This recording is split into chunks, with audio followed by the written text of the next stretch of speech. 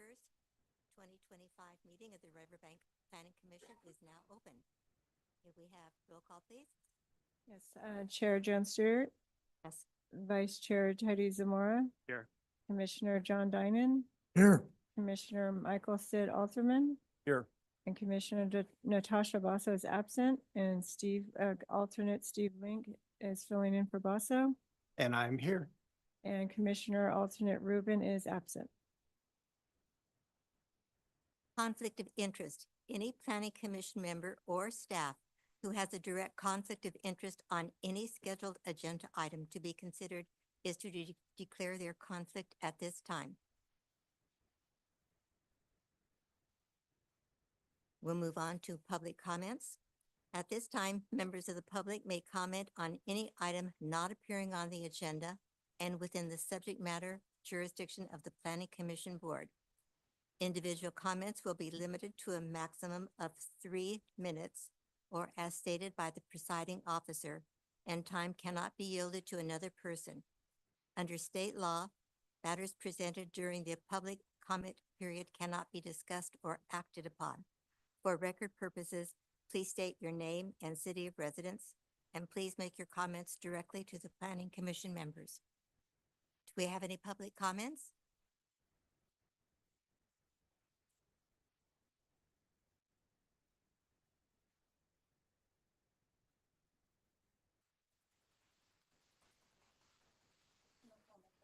Thank you. Hearing none, we'll close public comments and move on to the consent calendar.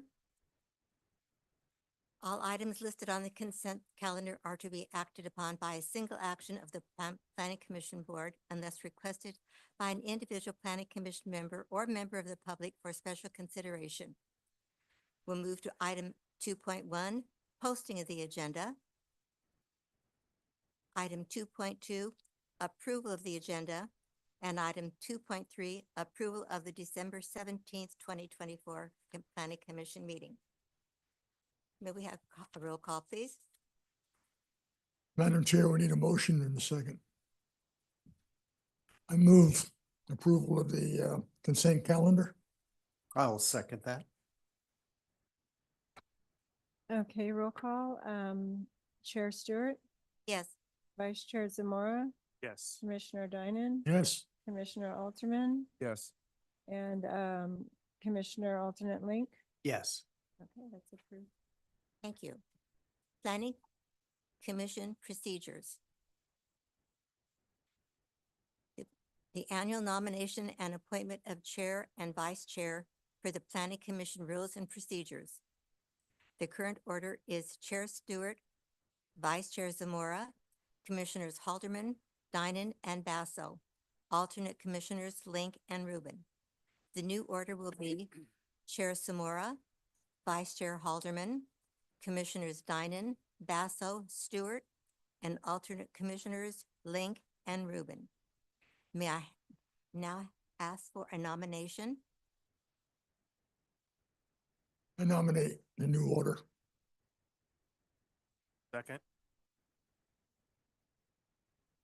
Okay, roll call again.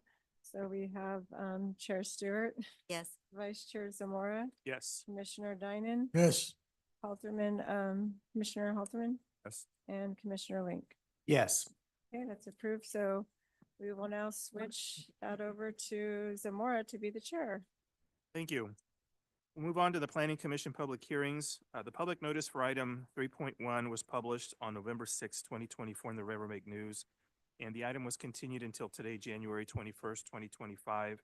Item 4.1 is the exception request and tentative parcel map application 01-2023 to request to subdivide one parcel, APN 132-048-053, totaling approximately 20,076 square feet, into Parcel A, which will be 13,324 square feet, and a designated remainder of 6,752 square feet. Good evening, Chair Zamora, members of the Planning Commission, Joshua Mann, Community Development Director, and I'll be presenting our item tonight. As you mentioned, the item is an exception request and tentative parcel map number 01-2023. 2023. Just a quick little background on the site. The site itself is located at the physical address of 3818 Sierra Street. Assessor's parcel number is 132-048-053. The site includes 20,076 square feet in size. Its general plan designation is medium density residential with a zoning district designation of single family residential, which is R1. In summary, the applicants are seeking the Planning Commission's recommendation to the City Council to allow the exception request and parcel map, which would create one parcel and a one parcel designated remainder. Here's an assessor's parcel map showing kind of the unique configuration that it currently has, almost like a lightning bolt. Notice the northern part of the map, that is Sierra Street. And the southern portion, you'll see a 20-foot stretch of land that goes on to what would be Front Street. Front Street, just so you're kind of acclimated, runs parallel with the railroad tracks along Patterson. Aerial view shows a little bit better. You can see how Front Street towards the south is partially developed. Currently, there are two houses to the east and one house right on the corner of Front, and that is 8th Street. Here's a layout of the parcel map. Notice how the line is somewhat hard to see, but it generally cuts off the existing single-family dwelling and then leaves the flag lot, which would be just kind of to the east to it. The flagpole portion is the part that stretches down onto Front Street. Here's kind of a better image that shows it kind of clearly delineated. The designated remainder, as I said, has kind of that flag lot configuration. Basically, the exception request tonight is particularly into that piece. As a Riverbank Municipal Code 152.029 states that the depth of the lot should not exceed the road frontage by more than 3 times. In this particular case, the road frontage is 20 feet wide. Here's kind of a chart that shows how the designated remainder exceeds that 1-to-3 ratio. The lot size itself will be fairly large. It'll be 6,752 square feet. But again, that lot width at the street frontage is only 20 feet. And then you have a depth of 180 feet. So that obviously exceeds that by more than 1-to-3 ratio. Also wanted to mention, as we get into the remainder lot, the lot would be somewhat conditioned that prior to obtaining a building permit for the designated remainder, the property owner would need to come into the city, a request from the city engineer for a conditional certificate of compliance. The conditional certificate of compliance will require certain road improvements are installed to extend that 20-foot segment of Front Street. In terms of general plan consistency, this project or this application is consistent with policy 8.6. The city will encourage compact development to achieve more efficient use of resources and provision of public facilities. In this case, approval of the tentative map would lead to the development of a single-family dwelling unit, as the creation of one flag lot makes it possible for the development and sale of a residential dwelling unit. In terms of CEQA environmental review, the project is considered exempt under CEQA guidelines 15332. This is the infill development exemption. Public notice was done multiple times on this particular project. We had originally scheduled this project for, I believe it was the October or November meeting. We subsequently continued it to the current meeting of January 21st, 2025. In addition, the applicants also did post signage at their house and with an updated date as well. With that, staff recommends the Planning Commission adopt resolution number 2025-001. This would be recommending approval to the City Council for parcel map 01-2023 and exception request based on the findings listed in the staff report. That concludes my presentation. If you have any questions, I'd be happy to answer. Thank you. I have a question. Do you know what the dimensions are of that flag portion of that lot? Not counting the 20-foot extension. Let me refer to the map real quick. I believe that's in there. Actually, I believe it's 180 feet from Front Street to the back of that property. So then it looks like that pole section is about just over half of that distance. Go back to that map, we probably see a little better. To where the home site is, yeah. That one there. So the striped portion, the length of that, any idea what that length is? Because that portion probably would not be buildable. I was wondering what the buildable. Yeah, so in terms of development, what you would see on this particular piece, so that flagpole part would just basically be a driveway. Right. And yeah, you're right, it would not be buildable to meet the side yard setbacks. You don't have a lot of land left. So really, for development, you're just looking at kind of that area where designated remainder is listed. Right. That would kind of be your building pad area.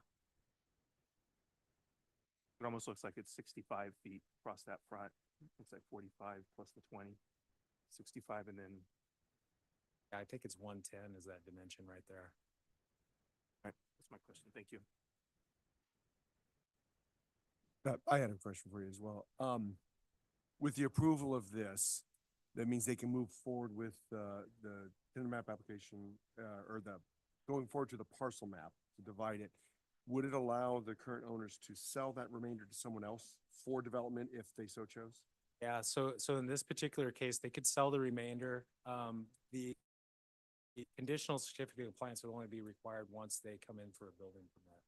That would require whoever the owner is at that time. Whoever the to, current owner is. To bond or put up forth the improvements as necessary so they can do the building. Okay.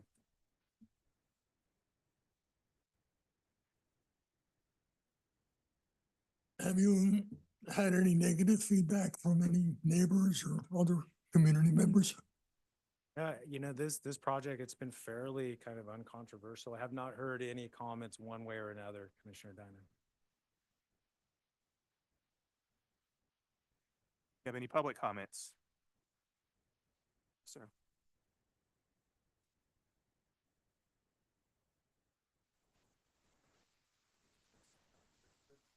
And I just want to say this is an excellent use of infill land.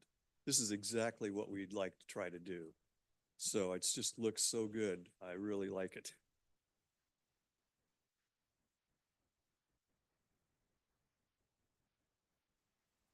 Any other comments?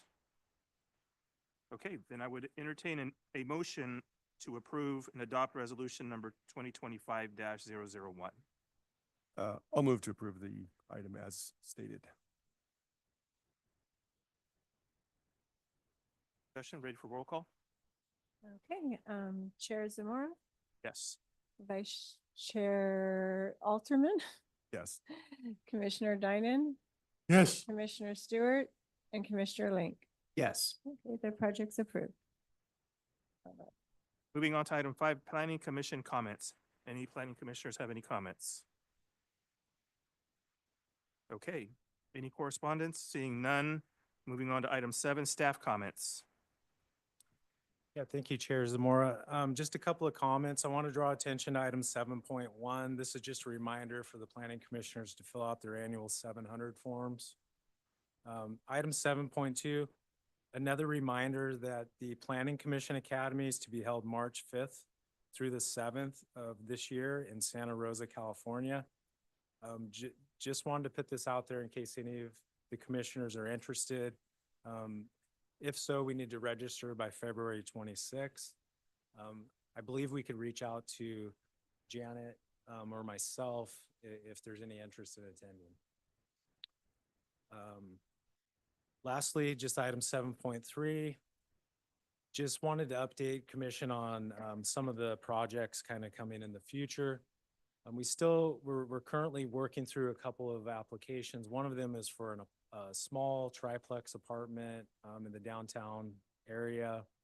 Of course, we have Riverwalk. That's the big project that's out there. We're still working through some environmental stuff, finishing the EIR. So once that's wrapped up, I would imagine this commission will see this project.